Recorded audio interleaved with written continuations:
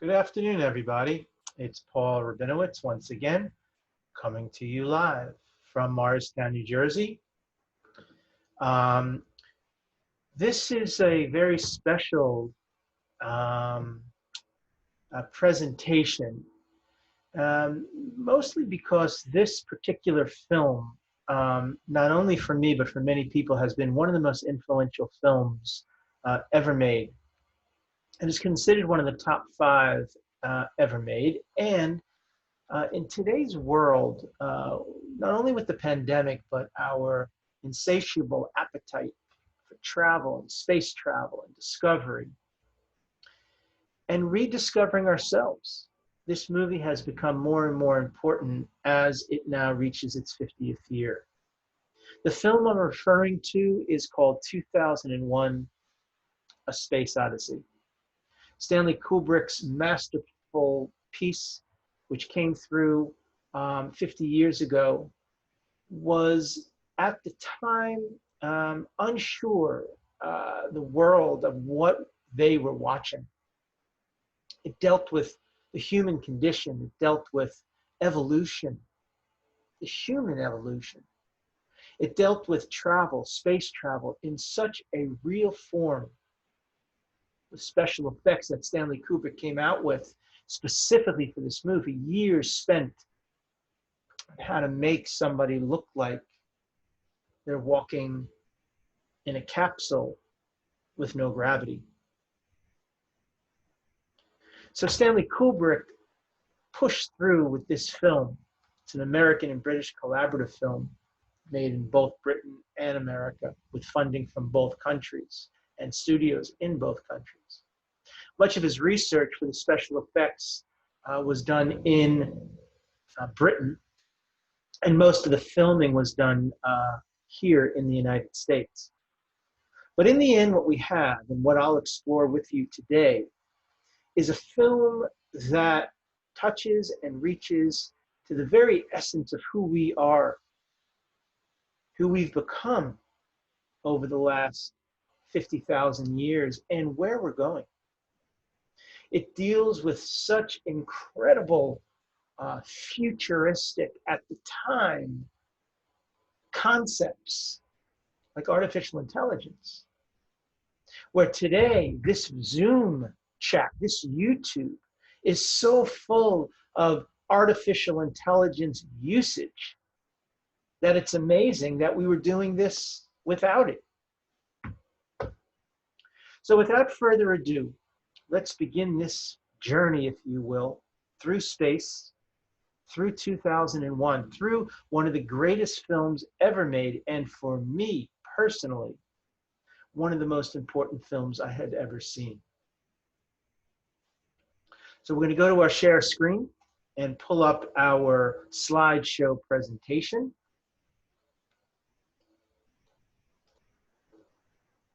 And I'll put us on present.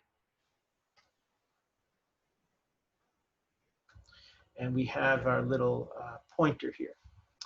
So because we have the technology now to do this, I'm going to play you a short clip from 2001. I'll put us on full screen. Dave, do you mind if I ask you a personal question? No, not at all. I've wondered whether you might be having some second thoughts about the mission.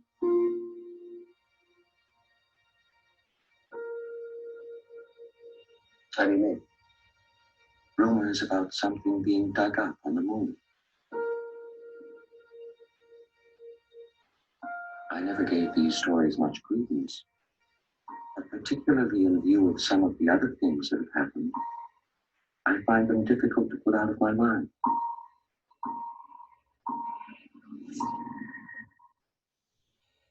Open the pod bay doors, please, Hal. Open the pod bay doors, Hal. I'm sorry, Dave. I'm afraid I can't do that. What are you talking about, Hal? This conversation can serve no purpose anymore. Goodbye.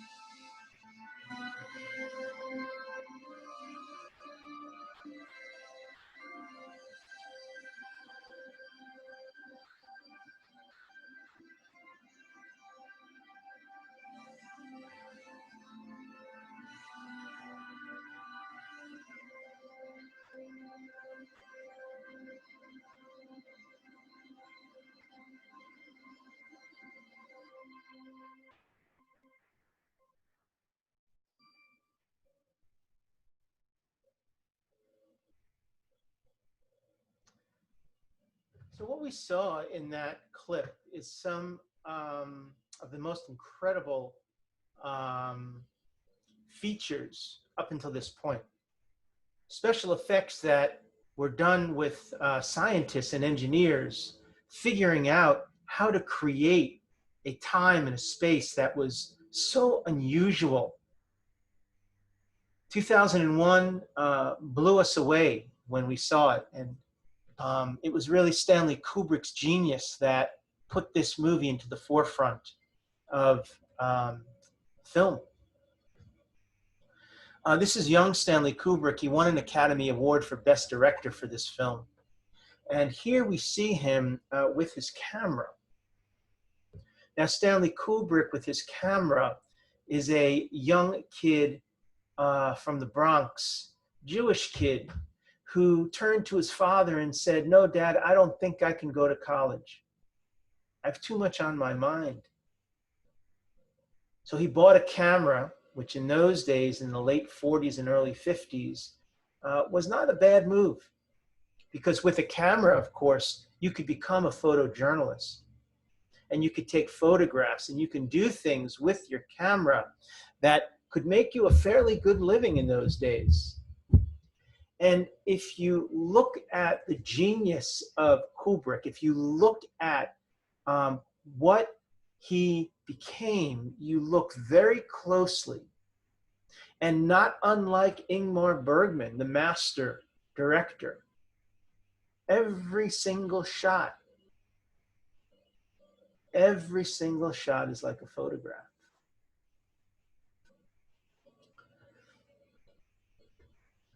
Stanley Kubrick's father was not happy. He wanted him to go to college. They had a strained relationship because of that.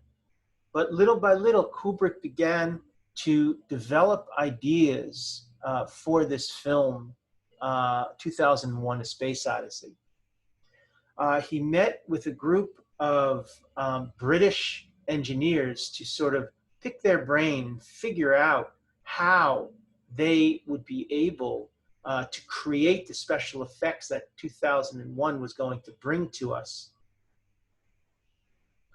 He also met, of course, with this gentleman, who you see here as well, Arthur C. Clarke. Arthur C. Clarke was an incredible writer. Those of you who have read, well, I should say those of you who have not read Arthur C. Clarke should. He has some great short stories, 2001, or By Another Name, but that would become 2001, was a short story called The Sentinel. And he wrote it in the busiest intersection on the planet in those days in the late 50s. And that was the corner of 6th Avenue and 23rd Street. He wrote it in the Chelsea Hotel with a constant flow of traffic outside, a constant flow of creative people on the inside, Leonard Cohen, Bob Dylan, Janis Joplin, writers and poets and lyricists and musicians and painters that would really become the forefront, the thinkers of the 20th and 21st century. And he was right there smack in the middle of it all, writing this book that would ultimately become 2001: A Space Odyssey. So Arthur C. Clarke, together with Stanley Kubrick, sat for hours and discussed how they were going to put this together.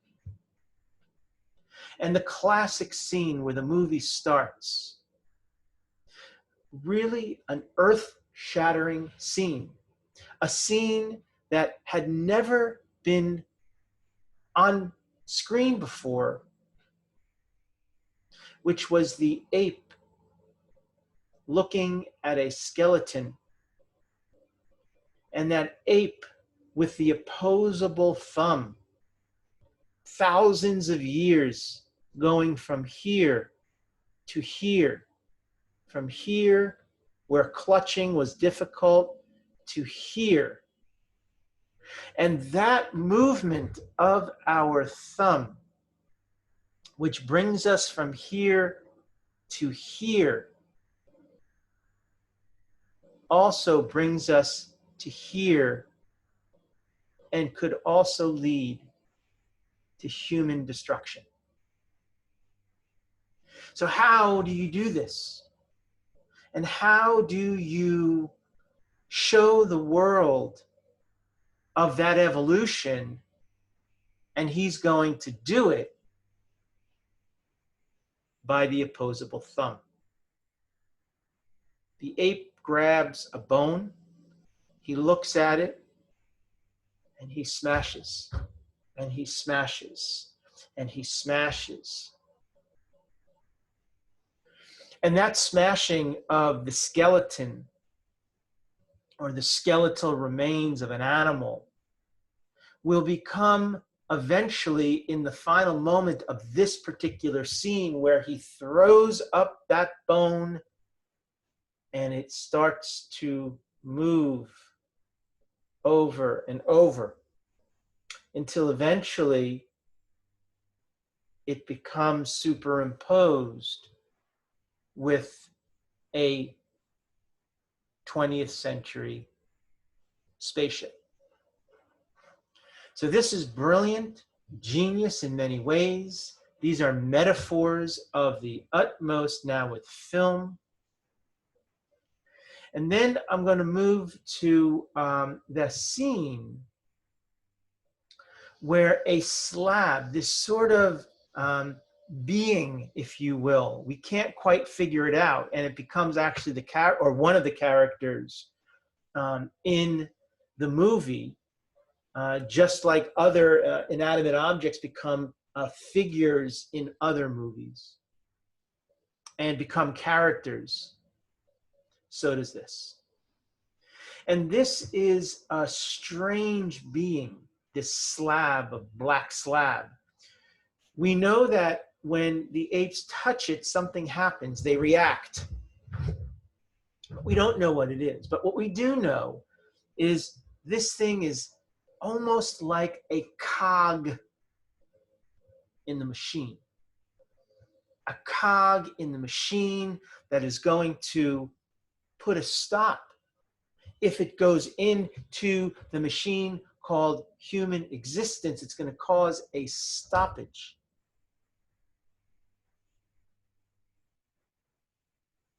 So the apes touch it and they react, they push their hands back. And it really brings us to something that is so incredible, which is in the next scene, where it's that superimposition of the bone and the spaceship. And Kubrick does it in a way that really begins to see a balance between the two, a connection between the two, almost like one goes up, one comes down.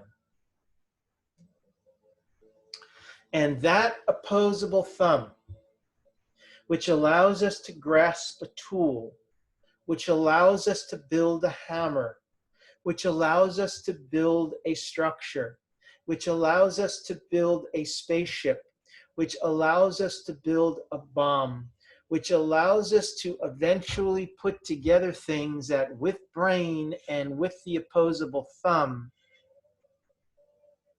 can also lead to our ultimate destruction. So a couple of photos of inside the studio. So you can see this is a typical office. Let me get my slide or my pointer. Here are the lights that would beam down on the spaceship. You can see he had spotlights. Again, today the technology is 50 times, 100 times more than what they had then. However, the technology also allows Kubrick to really get hands-on with his objects. This would all be done today on computer screen. All be done on computer screen. But then you have these little lights that shine down on this spaceship as if it's in space. And then he built a, not a black curtain, but like a black piece of board. So when the lights came down, it would be illuminated on one side and dark on the other, as if it was in space. And this is what you can see the front part of it here. This is what it looked like. It's not a very good photo. I took it off the internet, of course, but this is what it looked like. So you see it had depth, right? Here it is, but here it is from the shot that he wanted to show you that the front is larger, which means it's in the foreground, and in the background is the rest of the ship. So it almost gives you a different perspective of how it was built. It was never supposed to be that long. It was just supposed to look like it was in space.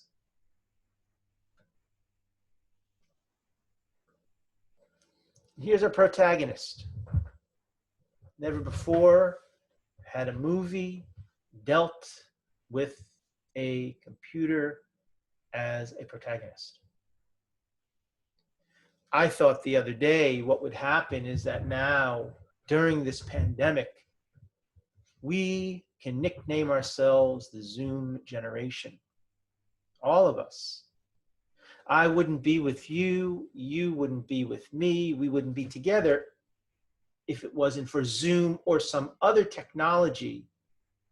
That when this film came out and I first saw this film, there was no way I would imagine in my wildest dreams that one day a telephone would have a moving picture on it of the person you're speaking with. I just couldn't get my hands around it. And no matter how many times we saw this in 2001, I didn't think it would happen. And that was only 1968.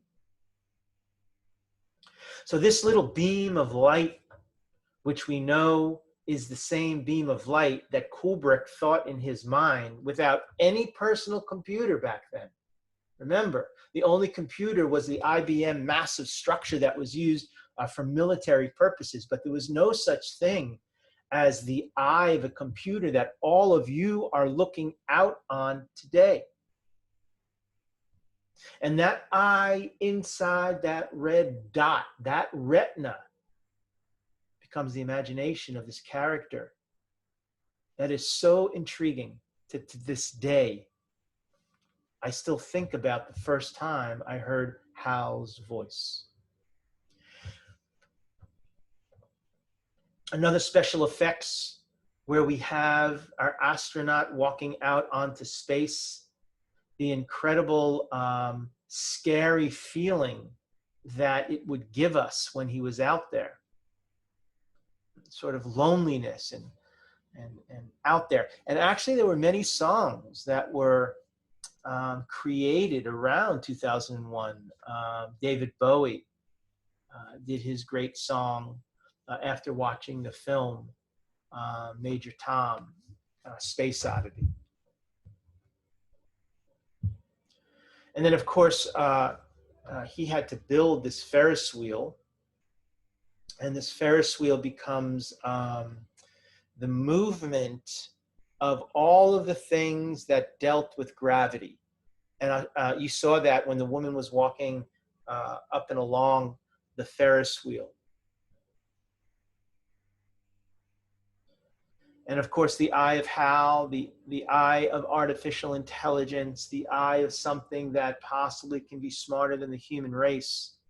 Because if we build it, can it be smarter than us? Can a machine be smarter than us? Now, obviously, it can store more information, but it can't be creative. So far, it can't write a short story with meaning, but that will come.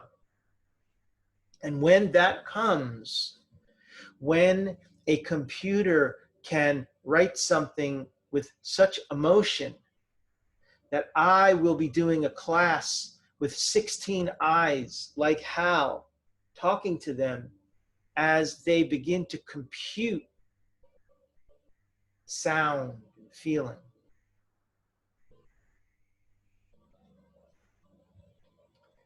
And then this is inside that Ferris wheel contraption where we see sort of the loneliness of one of the astronauts. This incredible feeling of being by yourself, trapped inside man's ingenuity. How the computer constantly would sing, Daisy, Daisy, give me your answer true. I'm just crazy over the life of you. It won't be a stylish marriage because we can't afford a carriage, but we'll look sweet upon the seat of a bicycle built for two. Why did Kubrick use this?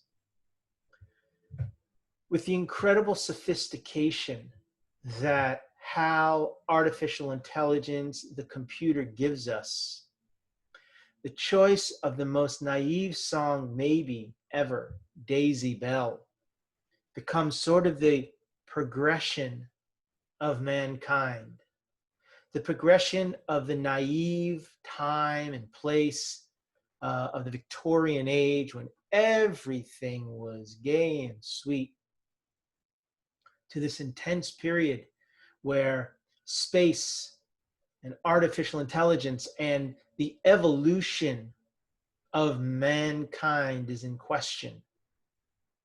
So what's so amazing is that maybe even Hal, maybe even the computer had a need to be a child. Maybe Hal, by singing this song, this sweet, naive song, also had an inherent need to be naive and innocent. And of course, the journey was to Jupiter. And the journey was to Jupiter to find this slab that you saw at the beginning, something that was causing evolution of the human race to sort of flutter, to sort of get thrown out of whack. And again, it's like a cog in the machine, right? This slab was causing things to go out of whack. It could be a giant magnet. It could be who knows what. But somehow it was causing the human race and the planet Earth to have issues. So that was why the mission was happening. And we see that this incredible shot that actually Kubrick filmed inside a helmet.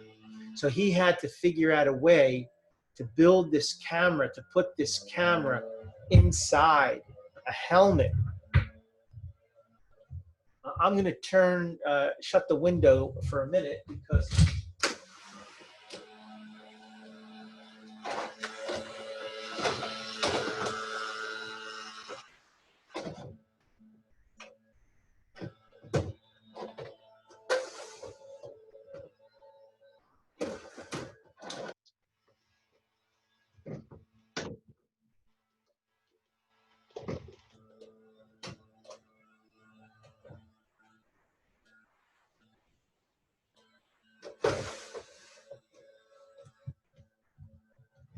So with all the wonderful technology, we still can't keep the sound of the lawnmower out of our studio, but we did the best we can. It's a little bit better now.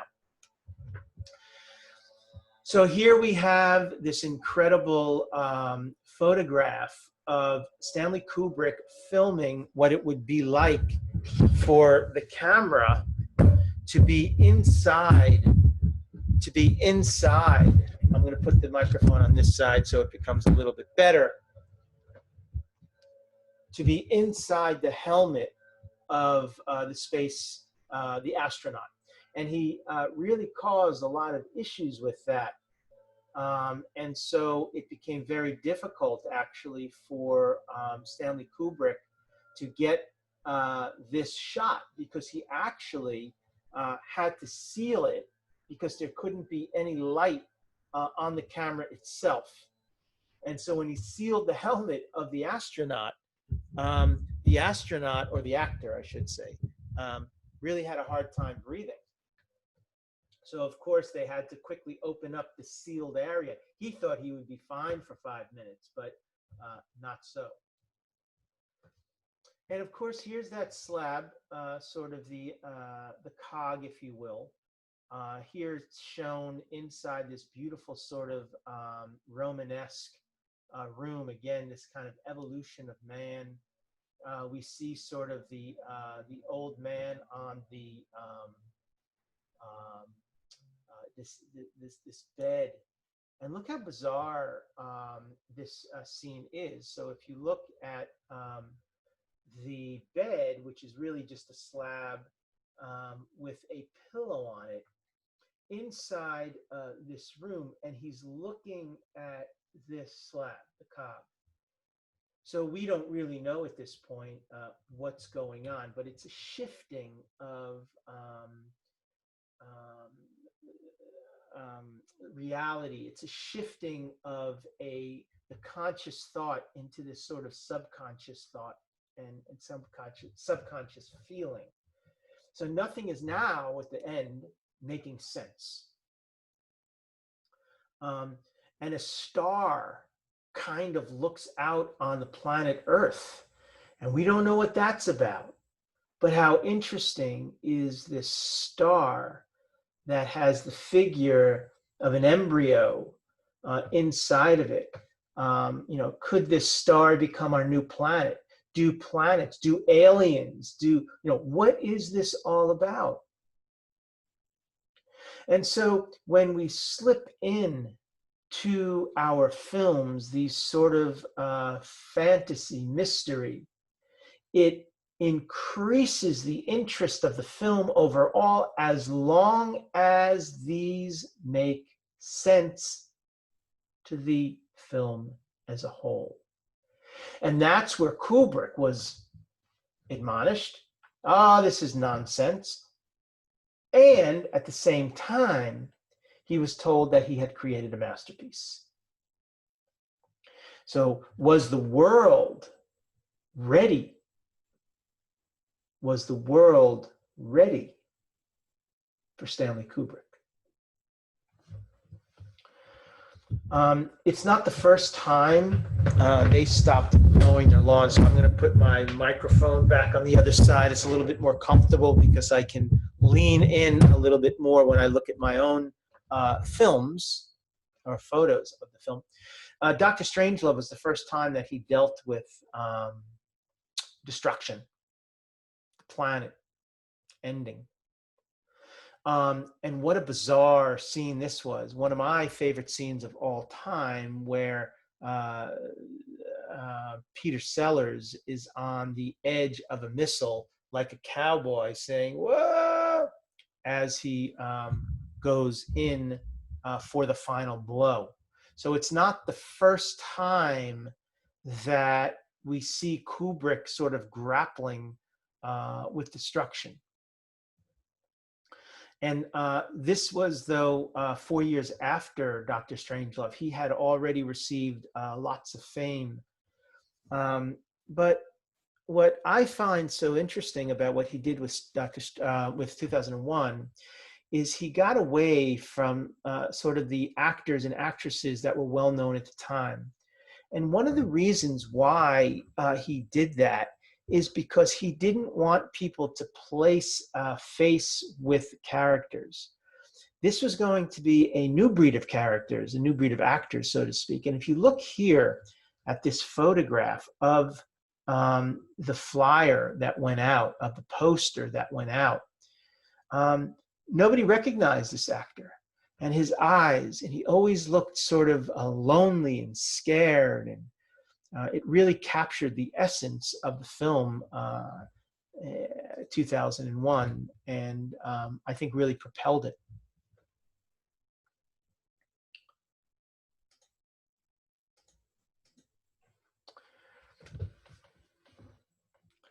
So in the end of it all, what Stanley Kubrick, and let me put us back on full screen here for a moment. In the end, what Stanley Kubrick was able to do is to really bring to light for us, for Americans that were sort of on the brink of this space race at the time, of course, with the Russians. This is 1968. So we were already, our minds were getting around things like the moon, space travel, capsules. And our imagination was really going wild with all of this.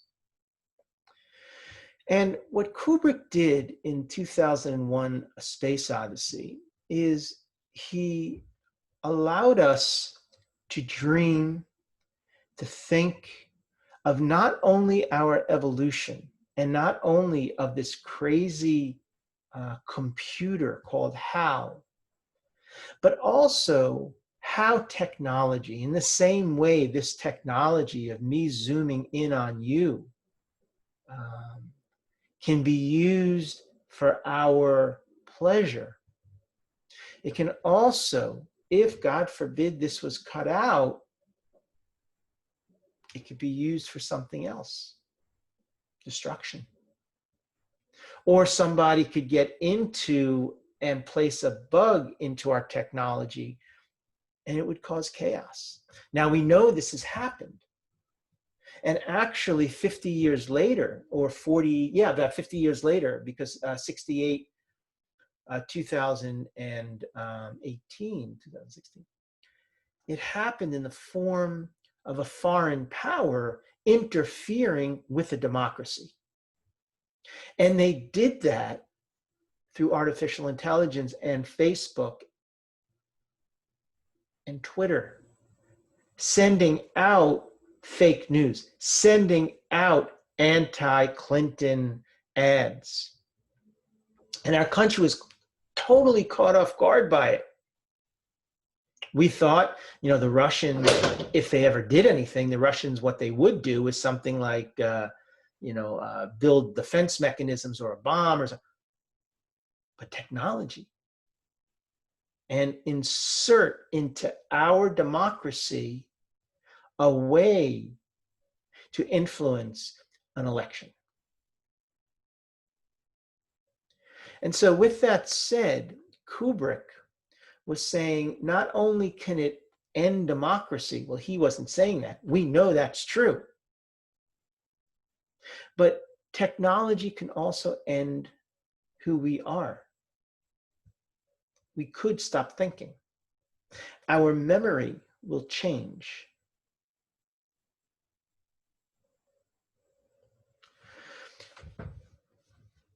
In the end of it all, Kubrick won the Academy Award for the Best Director. He actually went on to make a series of films after that were groundbreaking, each one that he did. He only made about 8 or 9 films in the end of his life, but each one of these films, The Shining, Eyes Wide Shut, are incredible films, rich, but all of them deal with the human condition. All of them deal with this idea that nothing is permanent, and if we don't take care of it and understand it, it can backfire. So these give us a lot of things to think about. This gives us sort of the opportunity to pause for a moment, to understand what Kubrick was trying to relay to us, and for ourselves to think that maybe somewhere along the line, we also have to understand that with our evolution, with our progression, with our ability to see the stars and to move up to them close, we also have to be careful, because unchecked, it could, of course, turn around on us. Kubrick thought of it, Albert Einstein thought of it, and we're thinking about it again today in 2020, even as we approach a new election. I hope you enjoyed today's discussion about 2001: A Space Odyssey. I urge you all to please try to see the film if you can during your time that you have. When you see the film, let yourself go, let yourself get lost within it. But also now pick out these metaphors, pick out what we spoke about, and understanding, hopefully now, a little bit better and a little bit more clear what Kubrick was trying to signal to us as the human race. Thank you very much. I hope very, very soon we'll be able to come back in and see each other face to face. But until that time, I'll see you again next week. We're going to go back to a little traveling and not space travel. Stay safe, stay well, and I'll see you in a week.